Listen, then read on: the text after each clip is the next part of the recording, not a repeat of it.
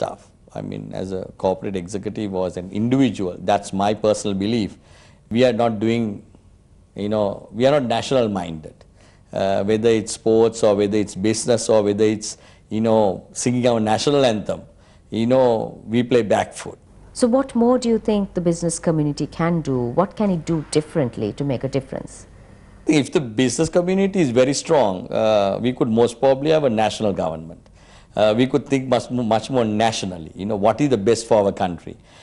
Business community have the power, stop the engine running because they are so powerful. If you look at even apparel industry, say 20% of the country's export earnings, will be managed by few large individuals. Or if you look at any of the industries, they are big players. They can influence the government.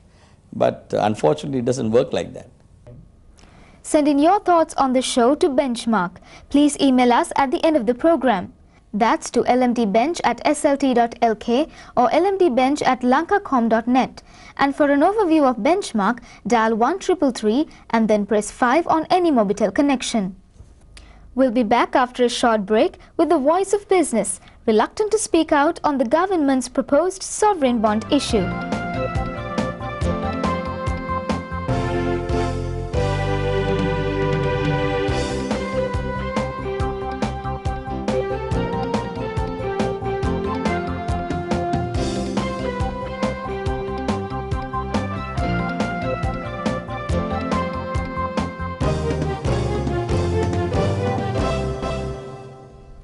Despite the opposition's disapproval and comments by independent analysts, the government is proceeding with the $500 million bond, an issue much in the headlines this week. The three joint lead managers, JP Morgan, HSBC and Barclays, are busy preparing the documentation for the massive bond issue. Roadshows have been earmarked for London, New York and Singapore this month, with a view to closing the issue by mid-October. This week, we asked analysts and commentators to share their views on the controversial bond issue. Interestingly, the voice of business, especially the banking sector, was keen not to comment. But Dr. Muthukrishna Sarvananthan of the Point Pedro Institute of Development believes that a bond issue is definitely not the best option for the government to develop the country's infrastructure. As he tells Benchmark, quote, "Even if we accept the central bank's claim that it is for infrastructure projects, I do not think it is the best option in the interests of the country and the people," unquote. Although senior state officials claim that the funds will be utilized for infrastructure development, no specific projects have been identified so far. Responding to this, Sarvananthan says, quote, "Naturally, I do not think funds are sought for infrastructure development. My reading is that this foreign currency mobilization is to caution the impact of the expected aid cuts because of the extension of the war to the north, and of course to make armament purchases abroad," unquote. Ravi Abesurya, the managing director of Amber Research Lanka, believes that a bond issue is typically not the best option for the government. He feels that the proposed bond issue can be viable if the tenure is, say, 10 years.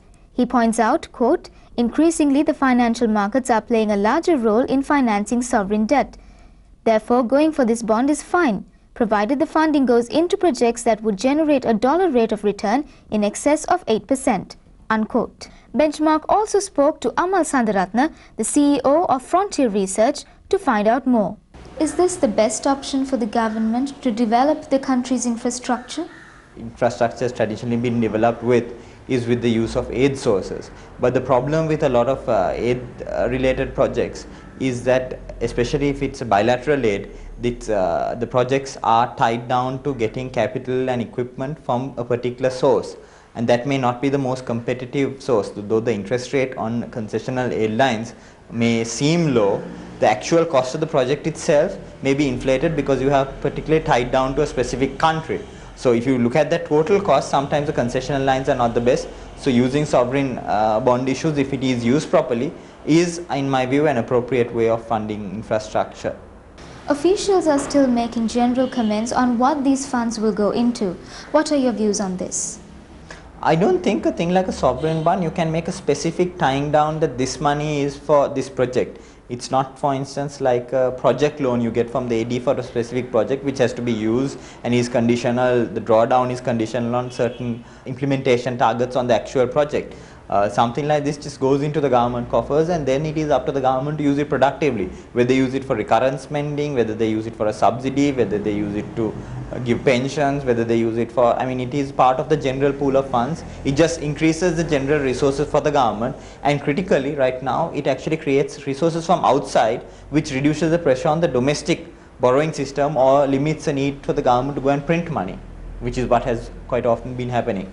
Critics of the government's proposal say that given volatile conditions in global debt markets, the yield expected by subscribers to a Sri Lankan sovereign bond will be much higher than that obtained in the past. Responding to this, Asanga Seneviratne, the CEO of Asia Capital, says, quote, "Yes, it certainly will be higher. The issue should have ideally been done at the beginning of the year, when the central bank first indicated that it was looking at a bond issue," unquote. He also maintains that the question arises as to why the government has not utilized the $4 billion in approved soft loans for infrastructure, but is opting for a bond issue for the same purpose. We'll be back shortly with a talking point on poverty. Is there too much of it, or perhaps not enough for the people?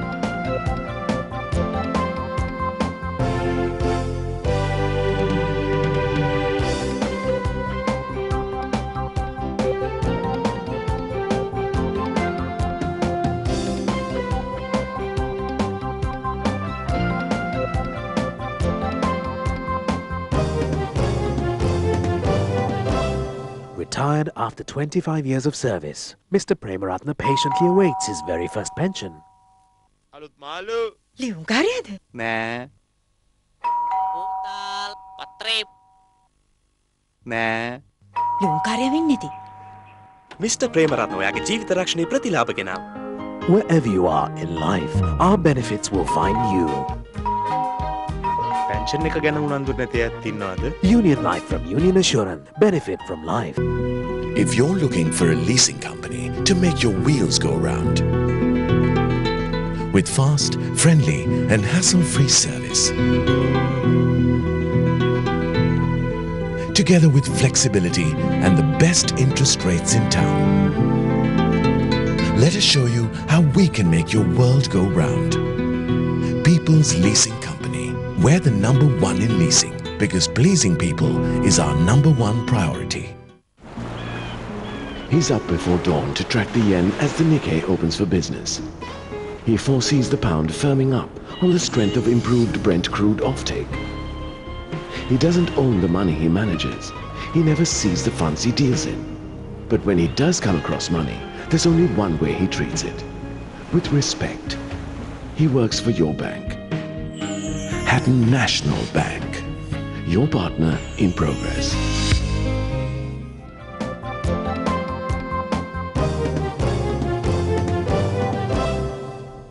Now here's your opportunity to make your voice heard and win at the same time. Log on to www.lmd.lk and voice your opinion on the question of the week. Results of the weekly poll will be announced on Benchmark as well as on lmd.lk. And each week one winner will be selected. The prize on offer this week is a 2,000 rupee gift pack from Paradise Road. The second COPE report created great controversy in Parliament, although it perhaps just affirmed what the general public has suspected all along. The report alleged corruption, fraud and mismanagement in 26 state institutions. But the question is, what will happen next? And that's what we asked our viewers in last week's poll. Would any of the government's commissions to investigate the instances of corruption in the COPE report result in the convictions of any big offenders? Again, the results perhaps just affirm what most have suspected all along. Log on to www.lmd.lk and send us your thoughts. Make your voice heard. And now let's find out the people's views on poverty.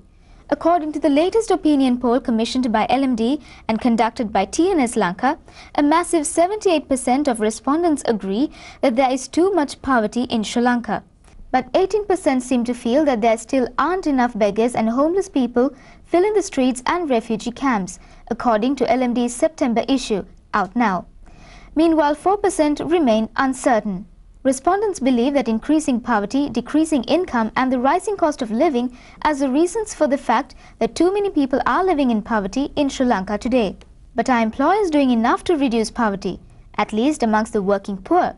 Nearly 2/3 of respondents to the island-wide survey say no. These respondents accuse business leaders of not paying employees a decent wage, while exploiting labor, being driven by profit and thinking only of themselves.